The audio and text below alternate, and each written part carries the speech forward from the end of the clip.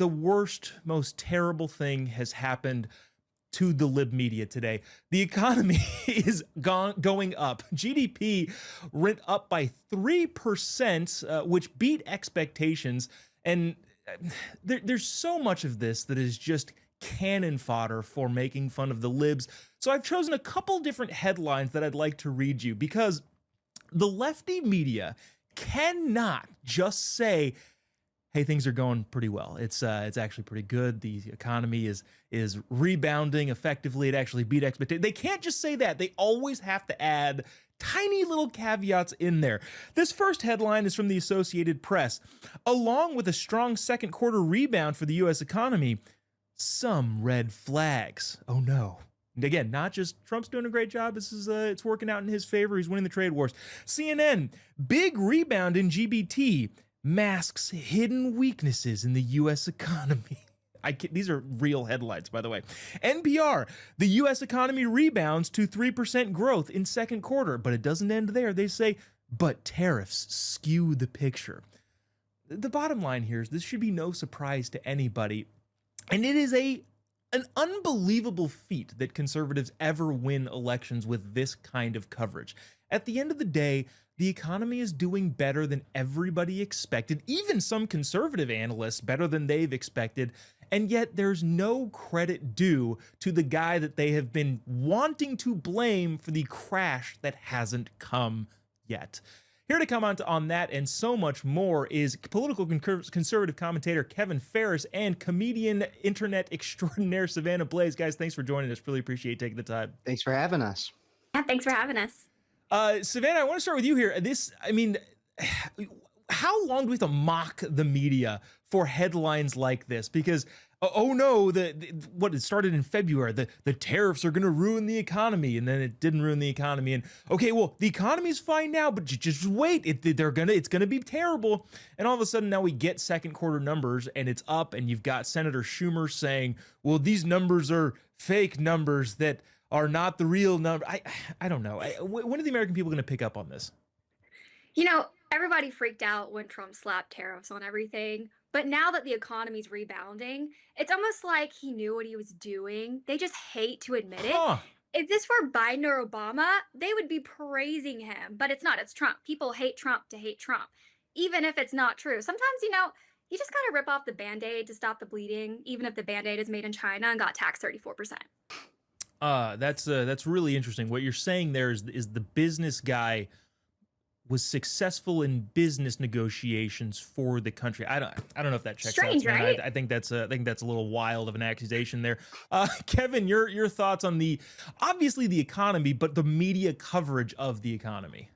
Well, the caveat about all this, Jobob, is that it's not even really just about Trump and that they're mad at Trump. It's that these people in the media, they really hate America. I mean, this is seen even just with the deals that Trump made within the last week with India and the UK. I believe it was The Atlantic had a headline that was like, Americans doing great, but everybody else is doing awful. And it was trying to be a hit piece on Trump. But in reality, all the piece really said is that Trump is doing his job. Trump is being the president of the United States. He's not trying to be the president of the world and make it so that everybody gets lifted up. He's trying to help our country out of an absolute hole that the Biden administration dug for us. So by my standards, pretty good job. Again, you might be mistaken. I was told that the Biden administration built back better and everything was great. And, everything. Trump just inherited this economy is what they said the first couple months. Yep. But again, the reporting on that is crazy. I was listening to the Apple News summary of the headlines of the day to punish myself for my sins because it's awful. And one of the big concerns that they had was the EPA doing something that a bunch of conservatives have been wanting forever. They are rolling back this report that came out in 2009 under Obama, the so-called endangerment finding that definitively declared that humans or emissions and human gases, all of this stuff is bad for the environment. And the biggest headline that came out of that for me was, it wasn't that they were upset about the climate change thing. It was they were upset about that, but they really were upset that the EPA was effectively giving up power to do whatever it is that they want to do, which they've been wielding for the last 15 years. Savannah, I guess to me it was telling, and I know you probably didn't hear that specific exchange on the Apple News podcast thing, but obviously they have the climate change thing, but the striking thing to me is they were like, well, they're giving up power. Who gives up power willingly? Well, Lee Zeldin does if it's in the interest of the American people. Yeah, so this was never about the climate. It's always been about control. You know, what kind of car you can drive, what kind of shower you can take, even what temperature your home can be. But now we're putting power back into the hands of the people where it should be, not unelected bureaucrats. You know, freedom, the thing we used to like, America, it's kind of what it's all about, free choice. So I do agree. It really was about power, and it's really not about, you know, the climate melting. We're not taking our F-150 and blowtorching it towards ice caps, but that's what they're making it sound like. If you can figure out how to use your F-150 as a blowtorch on an ice cap, you know, you probably should be in charge of some bigger, powerful things, because that is an amazing feat. Kevin, this has got a long way to go before they actually officially redact or repeal the official policy at the EPA. It's got to go through the various degrees of concerns. I guess there's a 45-day speaking period. What do you think? What do you think that looks like going forward? Do you think the libs are going to freak out about this even more, or is it going to be kind of a, yeah, they're in charge and it'll be just bygones be bygones, and we'll have to figure out something else in the future? I think that's probably the biggest joke of this show, is thinking that they're just going to sit by quietly and let this go past. No, Jobob, this will be a media and marketing madhouse is truly what it will be. You'll have them all trying to make it 100% Trump wants to kill you. It's about, they're going to say that it's pro-pollution, that we want to destroy the earth and everything, when in reality, Savannah was absolutely correct, is that this is about regulation. And this is about, and truly the crazy thing to me is that we have the other party, the Democrat Party, which always loves to talk about how Trump is fascist and wants to take over democracy and destroy democracy. Well, there's nothing more democratic than giving the power back to the people. If we want these regulations in place, they should be made by our legislators. This should be something happening within the House, and then approved by, or well, checked by our justice system, and then signed by the president. That's ultimately the process that this should go through. But the Obama administration, all the way back in 2009, went through a bunch of hoops to make it so that our three-letter agencies had so much more power and so much more control over the American people. Yeah, you make a good broader point. The fact that Congress is supposed to actually make the laws, not your unelected bureaucrats and all your three-letter agencies. But that is a big problem that hopefully we're turning the corner on. The National Transportation Safety Board, the NTSB, is testifying over the next 3 days. I'm sure we're going to get some fireworks out of that testimony. But the whole idea here is about the big crash that happened in January that killed 67 people horrifyingly over the skies of Washington, D.C. Now, one of the big issues that a lot of people covering this is, and this is no new topic, but the air traffic controllers, there's a lack of them. And because of that, there are people out there suggesting, well, you know, the standards are too high. Savannah, the flying is already a dangerous thing that people do. Is that something that we want to lower standards for? That just seems fairly obvious. And lower standards specifically so that those dumb minorities can get those jobs. And yeah, I don't know, is that something we want to do? I don't think so. You know, it's only in Washington, D.C. that two government aircrafts can literally collide in the sky, and somehow no one on the ground loses their job.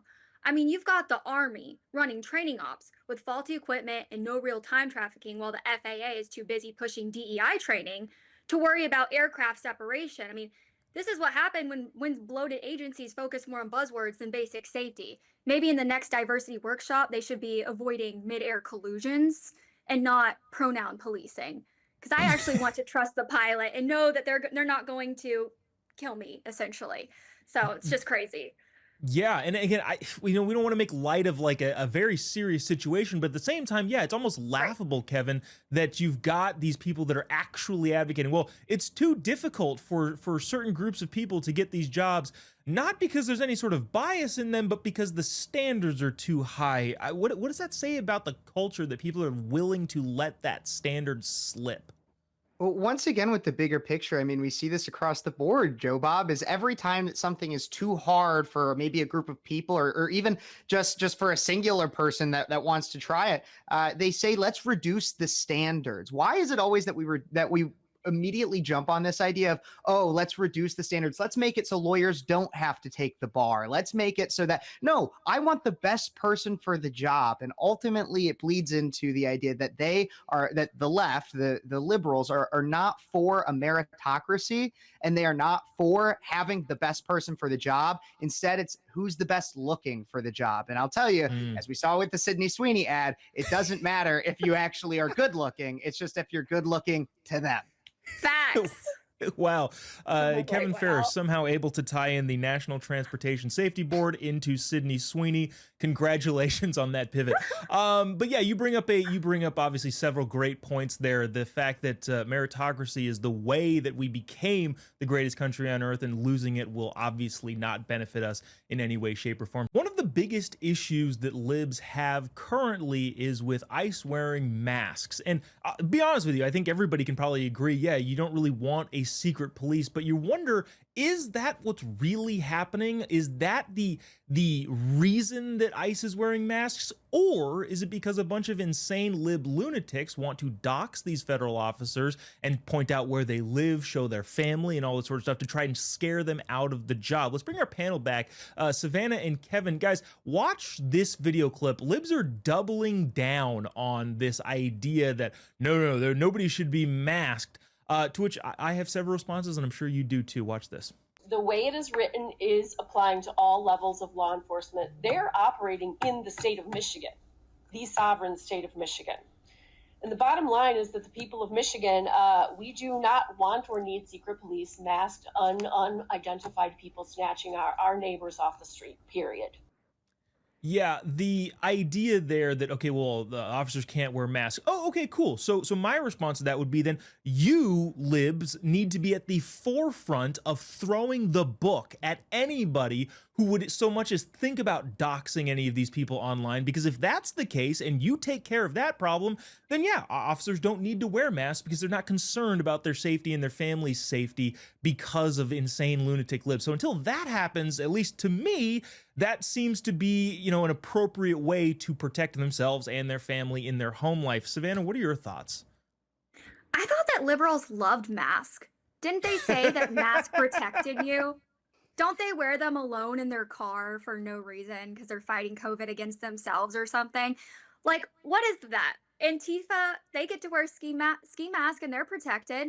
ICE agents in a mask, that's criminal. Oh, God forbid. I mean, it makes sense when your logic runs on feelings, but I don't know. The whole thing's crazy. They want to persecute ICE agents for wearing masks, but Antifa, they burned down courthouses. It was called peaceful protesting. So I guess masks are only okay if you're lighting something on fire and not enforcing the law. Then it's totally fine.